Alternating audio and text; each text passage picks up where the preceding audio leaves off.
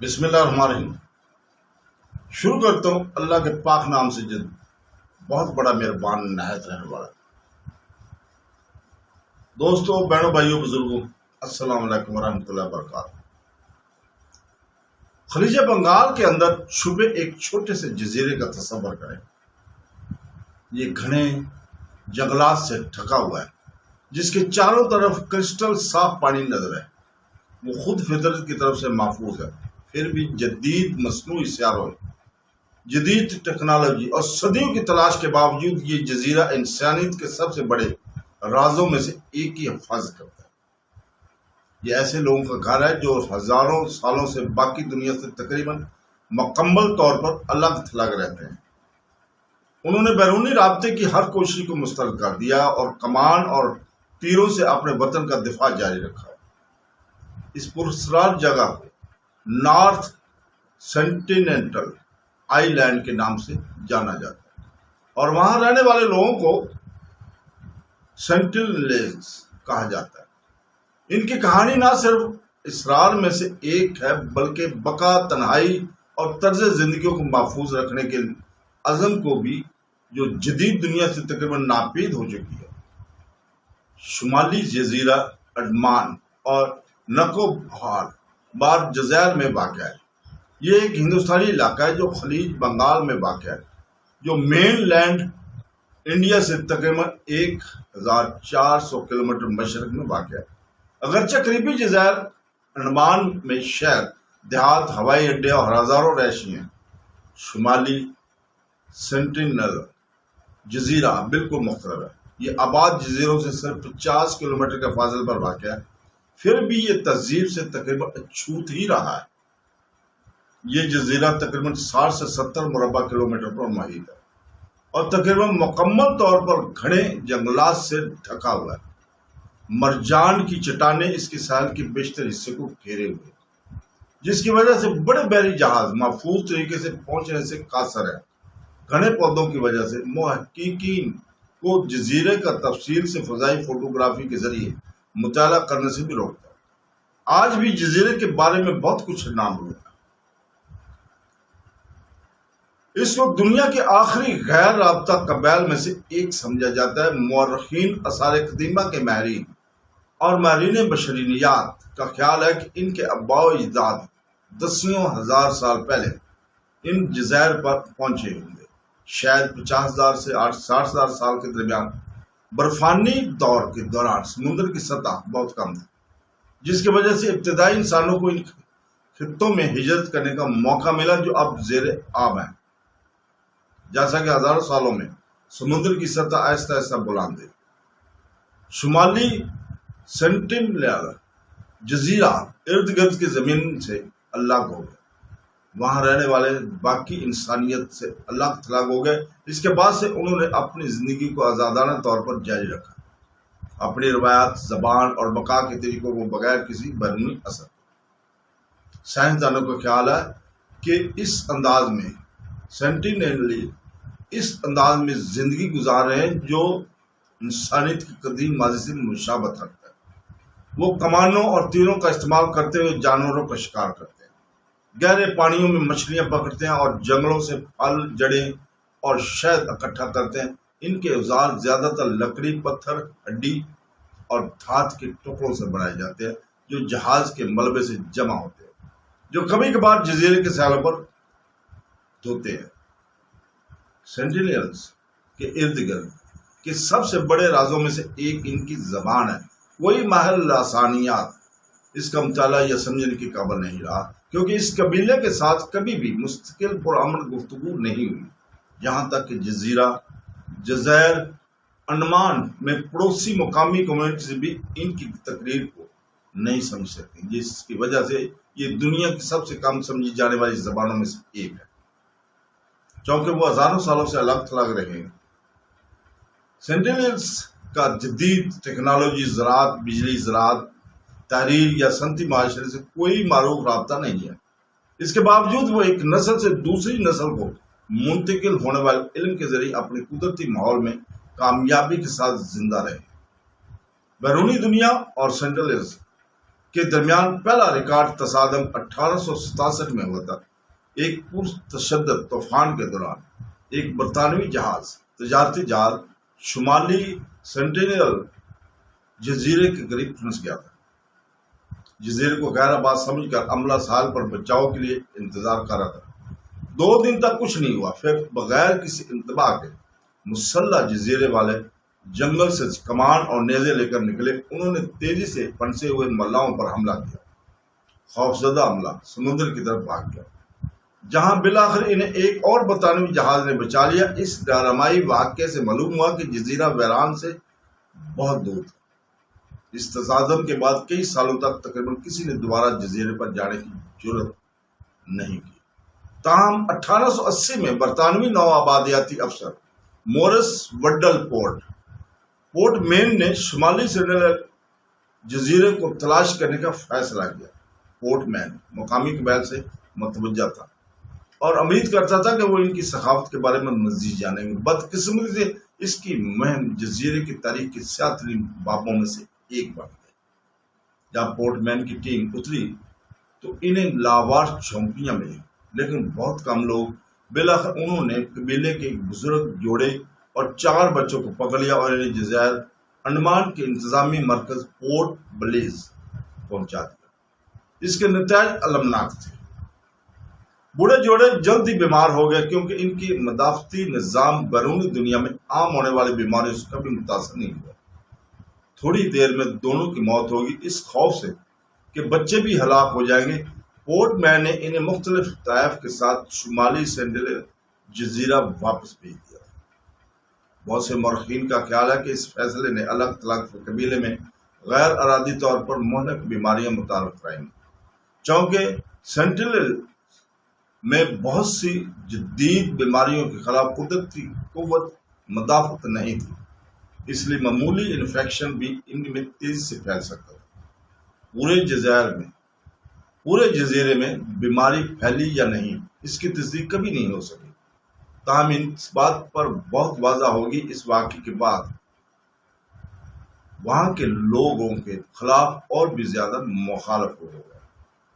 اس وقت سے جزیرے تک پہنچنے کی تقریباً ہر کوشش تیروں اور نیزوں سے ہوئی تھی۔ ان کے اعمال سے پتہ چلتا ہے کہ وہ باہر کے لوگوں کو زائرین کے طور پر نہیں بلکہ خطرناک کے طور پر دیکھتے ہیں، جو موت اور تباہی لانے کے قابل۔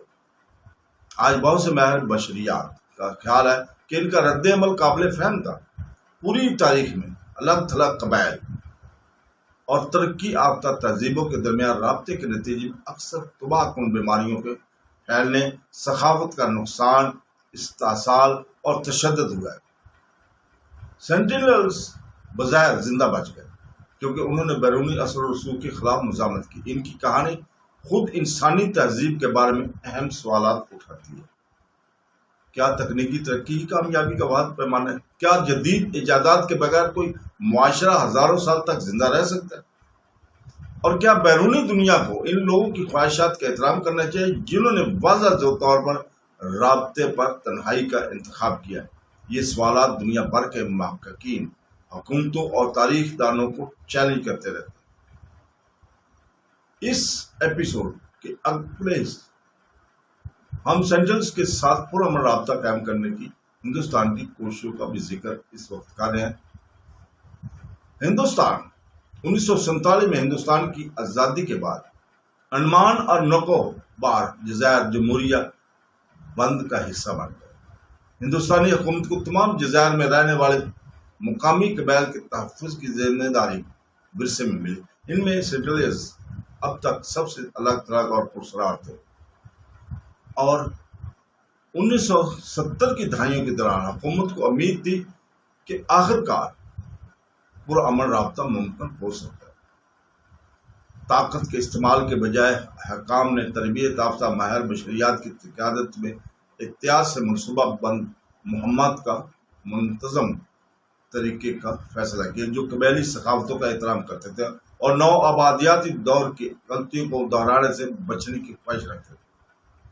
ان مشنوں میں شامل سب سے معزز محققین میں سے ایک ہندوستانی ماہر بشریات ترلوک ناتھ پنڈت تھے۔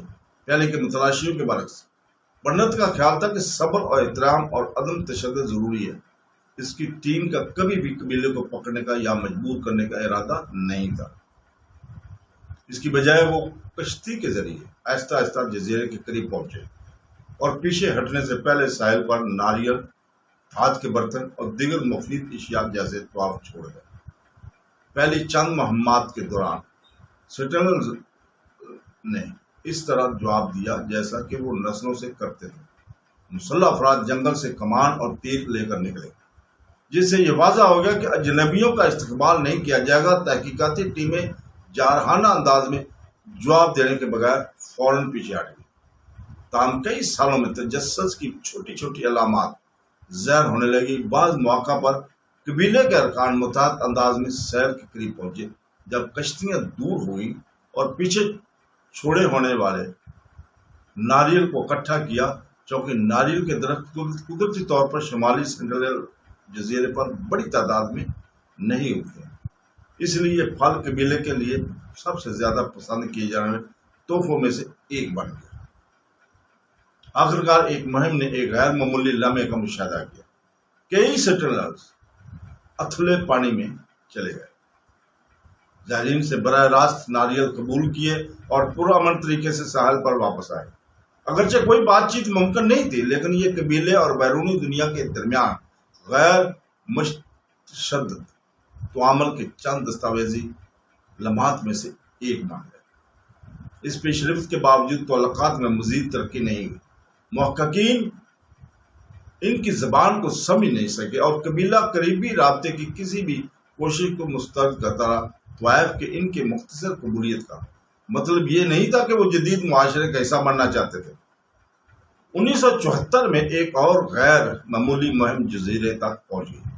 نیشنل جیوگرافک کی ایک دستاویزی ٹیم سائنسدانوں اور سکیورٹی اہلکاروں کے ہمراہ پرسرار قبیلے کو محفوظ فاصلے سے پھلمانے کی امید رکھتی تھی۔ وہ ناریل، کھانا پکانے کے برتن، ایک کھلونا کار، ایک گڑیا اور یہاں تک ایک زندہ سور سمیت کئی طوائف لائے۔ زائرین کا خیال تھا کہ یہ اشیاء دوستانہ تعامل کی حوصلہ افزائی کر سکتی ہیں۔ اس کے بجائے انہوں نے احتیاط سے دشمنی کے ساتھ رد عمل کا اظہار کیا۔ فلم کے عملے کی طرف تیر چلائے گئے اور ایک تیر دستاویزی فلم کے ڈائریکٹر کی ٹانگ میں لگا۔ خوش قسمتی سے چوٹ ملک نہیں تھی۔ طوائف ساحل سمندر پر چھوڑ کر ٹیم تیزی سے پیچھے ہٹ گئی۔ دلچسپ بات یہ ہے کہ انہوں نے بہت سی جدید اشیاء کو نظر انداز کیا۔ تاریخی رپورٹوں میں بتایا گیا کہ انہوں نے کھلونا اور سور کو ریت میں دفن کر دیا، جبکہ ناریل اور چند کار امن ذاتی اشیاء بھی لے گئے۔ اس نے تجویز کیا کہ وہ عملی مواد کی قدر کرتے تھے، لیکن جدید تہذیب سے ناواقف ایشیا میں ان کی دلچسپی کم تھی۔ ایم بی پریمورس ایک اور ڈرامائی واقعہ 1981 میں پیش آیا، جب نامی ایک بڑا کارگو جہاز سخت موسم کے دوران شمالی سینٹرل جزیرے کے قریب مرجان کی چٹانوں پر دوڑ گیا، جہاں پر عملے کے 30 سے زائد افراد پھنسے ہوئے تھے۔ ڈیک سے ملاحوں نے ان کے گروہوں کو ساحل پر جمع ہوتے دیکھا۔ کچھ نے چھوٹی کشتیاں بنانا شروع کی، جبکہ دوسروں نے کمان اور تیر تیار کر لیے۔ حملے کے خوف سے کپتان نے فوری طور پر مدد کے لیے ریڈیو کیا، آگامی انخلا کی درخواست کی۔ خوش قسمتی سے خردرے سمندر نے جزیروں کو پھنسے ہوئے جہاز تک پہنچنے سے روک دیا۔ کئی پریشان کن دنوں کے بعد بھارتی فوجی ہیلی کاپٹروں نے عملے کو بحفاظت نکال لیا۔ آج بھی جہاز کے ملبے کی کچھ حصے سیٹلائٹ کی تصویروں کا استعمال کرتے ہوئے جزیرے کے قریب دیکھے جا سکتے ہیں۔ ایک اور المناک واقعہ 2006 میں پیش آیا۔ 2 ہندوستانی ماہی گیر شمالی سینٹرل جزیرے کے اس آس پاس محفوظ پانیوں کے قریب غیر قانونی طور پر مچھلیاں پکڑ رہے تھے۔ رات کے وقت ان کی کشتی ساحل کے قریب چلی گئی۔ اگلی صبح سینٹرلز نے ان پر تیروں سے حملہ کیا، جس سے دونوں آدمی مارے گئے۔ جب ہندوستانی حکام نے ہیلی کاپٹر کے ذریعے لاشیں نکالنے کی کوشش کی تو قبیلے کے ارکان نے طیارے کی طرف تیر برسائے، جس سے اسے پیچھے ہٹنا پڑا، لاشیں کبھی برآمد نہیں ہوئی۔ اس واقعے نے دنیا کو یاد دلایا کہ سیٹلرز اپنی تنہائی کا دفاع کرنے کے لیے پرعزم ہے۔ شاید سب سے زیادہ رپورٹ ہونے والا واقعہ نومبر 2018 میں پیش آیا۔ جان ایلن چاؤ نامی ایک امریکی مشنری کا خیال تھا کہ یہ اس کا مذہبی فریضہ ہے کہ وہ سینٹینی لوگوں کو عیسائیت متعارف کرائے۔ یہ جاننے کے باوجود کہ جزیرہ کا دورہ غیر قانونی اور انتہائی خطرناک تھا، اس نے خفیہ طور پر مقامی ماہی گیروں کو اس جزیرے کے قریب لے جانے کے لیے کہا۔ اپنی پہلی کوشش میں وہ بائبل کے لے کر ساحل کے قریب پہنچا اور پرامن طریقے سے بات کرنے کی کوشش کی۔ سیٹلرز نے فوری طور پر اس پر تیر چلا دیا، جس سے وہ سمندر میں پیچھے ہٹنے پر مجبور ہو گیا۔ اپنے مشن کو ترک کرنے کے بجائے وہ اگلے دن واپس آ گیا۔ اس کے ذاتی ڈائری کے مطابق اس نے قبول کیا کہ شاید وہ اپنی جان سے ہاتھ دھو بیٹھے، لیکن اس کا خیال ہے کہ اس کا مشن خطرے کے قابل تھا۔ جیسے ہی وہ دوبارہ جزیرے کے قریب پہنچا، قبیلے کے افراد نے اس پر حملہ کر دیا۔ عینی شاہدین نے بعد میں اس کی لاش کو ساحل کے ساتھ گھسیٹتے ہوئے دیکھا۔ ہندوستانی حکومت نے تحقیقات کا آغاز کیا، لیکن اس کی واقعات کو بازیافت نہ کرنے کا انتخاب کیا، اس خیال سے کہ جزیرہ پر اترنے کی کوئی بھی کوشش ریسکیو ورکرز اور خود سیٹلرز دونوں کو خطرے میں ڈالے گی۔ آج شمالی سیٹل جزیرہ دنیا کے کچھ سخت ترین قوانین سے محفوظ ہے۔ جزیرے کے کئی کلومیٹر کے اندر خصوصی اجازت کے بغیر داخلہ ممنوع ہے۔ ہندوستانی کوسٹ گارڈ باقاعدگی سے ارد گرد کے پانیوں پر گشت کرتا ہے تاکہ غیر قانونی زائرین کو قریب آنے سے روکا جا سکے۔ ان پابندیوں کی وجہ سے نہ صرف بیرونی لوگوں کو تحفظ فراہم کرنا ہے، بلکہ خود سیٹلرز کو بھی تحفظ فراہم کرنا ہے۔ حالیہ برسوں میں ان پابندیوں کے باوجود غیر قانونی طور پر جزیرے تک پہنچنے کی کوشش کرنے والے افراد کی اطلاعات ہیں۔ اس طرح کے اقدامات کی مذمت کی گئی ہے کیونکہ وہ زائرین اور سیٹلرز دونوں کو غیر ضروری خطرے میں ڈالتے ہیں۔ نارتھ سیٹل آئی لینڈ کی کہانی ہمیں مقامی کمیونٹی کا احترام کرنے اور اس بات کو سمجھنے کے بارے میں ایک اہم سبق سکھاتی ہے کہ ہر معاشرہ اس طرح ترقی کی فرمائش نہیں کرتا۔ ان کا جزیرہ زمین پر آخری جگہوں میں سے ایک ہے جہاں تاریخ اب بھی جدید تہذیب سے تقریباً اچھوت رہتی ہے۔ یہ ہمیں یاد دلاتی ہے کہ انسانیت کی کہانی اس سے کہیں زیادہ متنوع ہے جتنا ہم اکثر تصور کرتے ہیں، اور یہ کہ اس کے کچھ بڑے اسرار عجائب گھروں اور کتابوں میں نہیں بلکہ ایک چھوٹے سے جزیرے کے جنگلات میں محفوظ ہے جو دنیا سے اپنے رازوں کی حفاظت کرتا رہتا ہے۔ تو دوستو، اس کے ساتھ ہی ہم اجازت چاہتے ہیں۔ اللہ حافظ۔